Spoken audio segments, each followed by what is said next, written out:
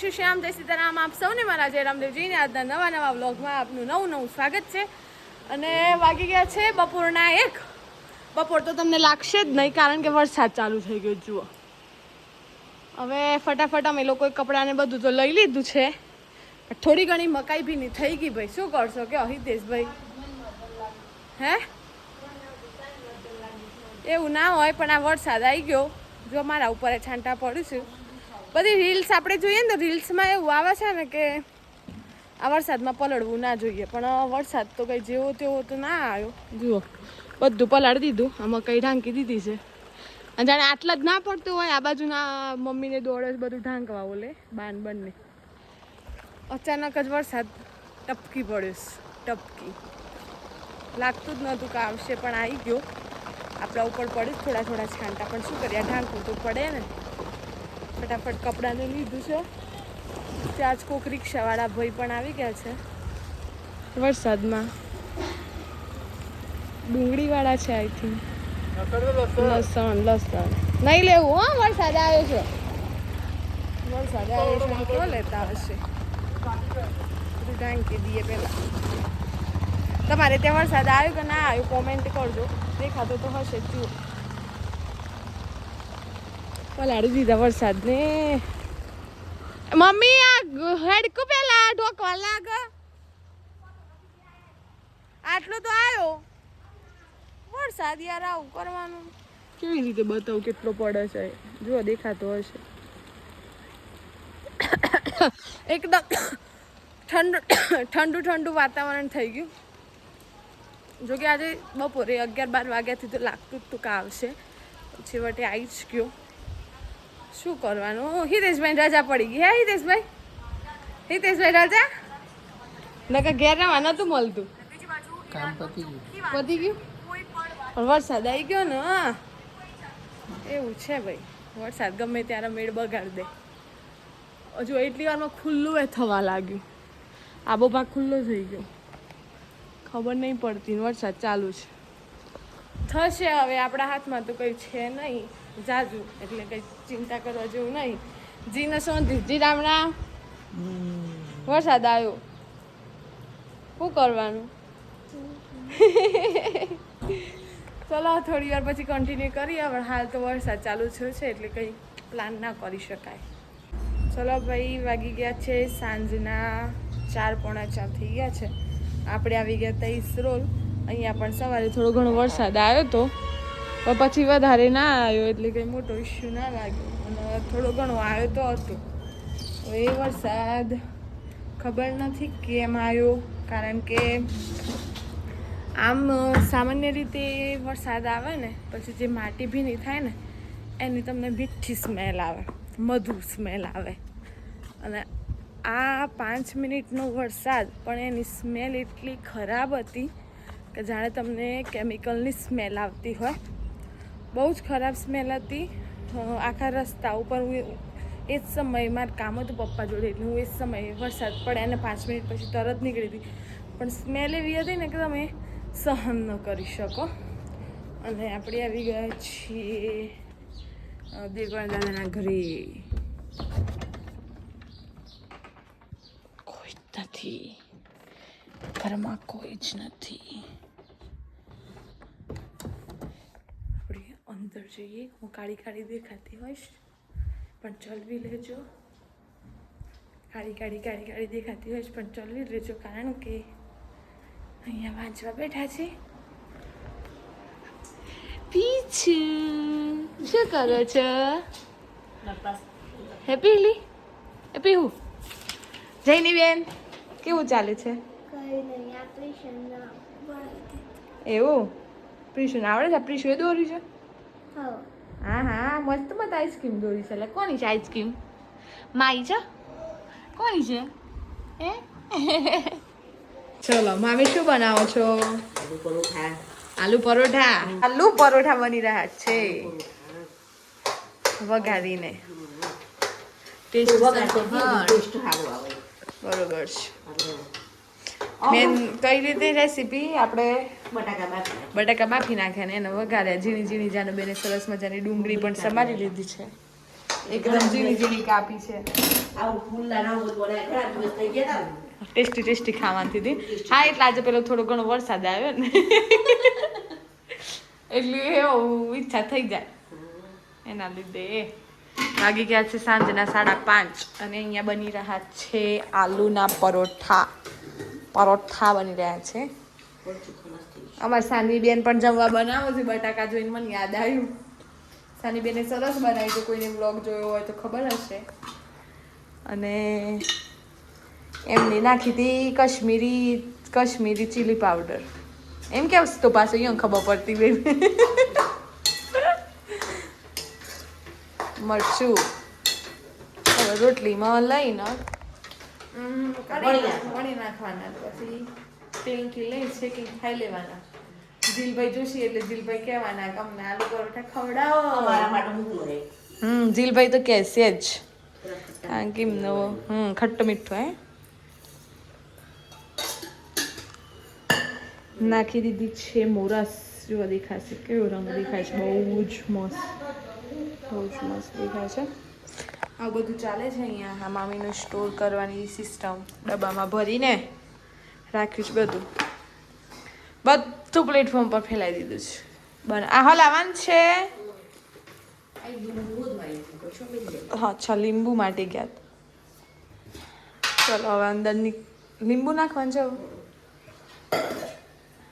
એ મોટું છે બીલું લીંબુ એવડું મોટું લીંબુ છે.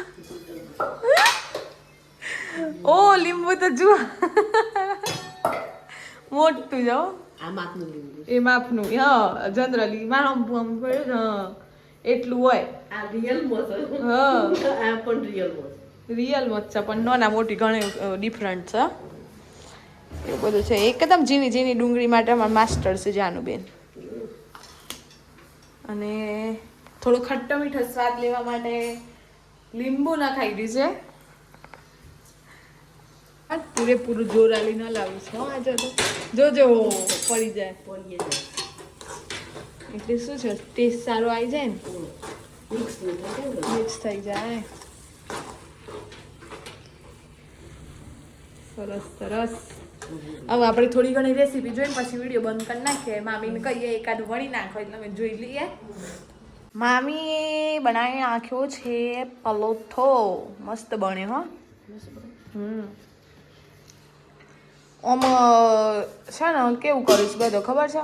રોટલી વણી નાખવાની પછી બધી બાજુ દબાઈને ભરી દેવાનું. પછી ડબલ ફોલ્ડ કરી દેવાનું.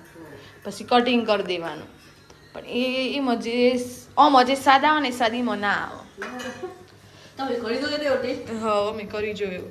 મારા મોટા બેન બીજા બેન એક દિવસ અમારે ટેસ્ટ કરવા માટે બનાવ્યો તો એમ કરીને કે આપણે જોઈએ બધા બનાવવું પણ જોઈએ એવો ટેસ્ટ. એટલે ટેસ્ટ આવે ખરો પણ આપણને દેખાઈ આવે રોટલી શાક ખાતો હોઈએ. આમાં છે ને પ્યોર ટેસ્ટ આવે. ત્યાં જ લાજવાબ ચટણીની ઘડી ચટણી બનાવી છે મામીએ.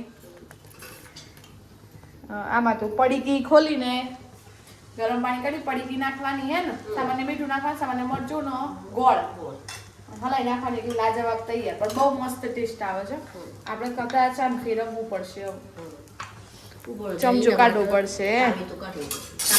ના ઉખાણો જુઓ સરસ મજાનું બની ગયો છે. હા એટલે હજુ એક પછી આમ કરવાનું ને. મામીને જુઓ અમે 4:45 કમ છે અને મામી જોડે બનાવરાઈએ છીએ. બિચારો અમારી બધી માંગો પૂરી કરે છે. બાકી આટલું વહેલું તો કોઈ ના બનાવો. આ બાજુ મારી બિલ્લી બેન અહીં બેસી ગયા છે. એમને કાન દેખાય છે જુઓ. ના રે અંદર આવા. મને તો બીક લાગે છે. બિલાડી કૂતરો એ બધી મને ના મને બીક લાગે.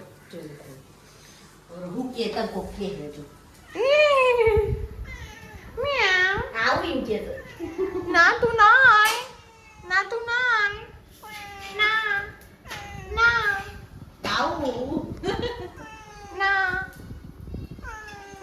તું કેવી દેખાય છે વાઘ જેવી.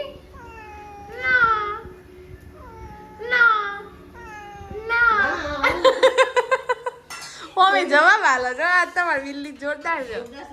મારે હું નહીં આવો મથી નહીં આવતી ને આવી જાય છે હા મને બીક લાગે છે પાછી નજીક જવું છું ના ના તું ના તારી આંખો તો જો મ્યાઉ મ્યાઉ અરે બેન કેવો લાગ્યો બહુ મસ્ત એક ખવાઈ ગયો છે આપણું કોઈ ઈચ્છા છે નહીં પણ જાનુબેન નું ફરીથી ટેસ્ટ કરીએ આપણે લઈએ એમનો હાવ ભાવ એવું લાગે છે really સારું નથી લાગ્યું સારું નહીં મેં ક્યાં ખાધું છે મને ખબર પડે સારું આ તો તમે છે ને મને ચાખવું કરવો પડે ના. અમારે કેવું કે જીતના 100 બ્રાહ્મણ રહી જાય ના રહી તમે જાય રાખો ને તમે અત્યારે એક બ્રાહ્મણ શું કહેવાય જમવાનું આપો છો ને એ જ બહુ મોટું પુણ્યનું કામ છે એ બધું મારે ઓન કેમેરા ના કહેવાય તો પણ આજે કહું છું એટલે તમે ચિંતા ના કરો તમારા બ્રાહ્મણો તો અમે બધા પૂરા કરી નાખ્યા છે જીવન આ જન્મના તો ખબર લીધા છે આજે 100 બ્રાહ્મણ રહી જાય આજના 100 બ્રાહ્મણ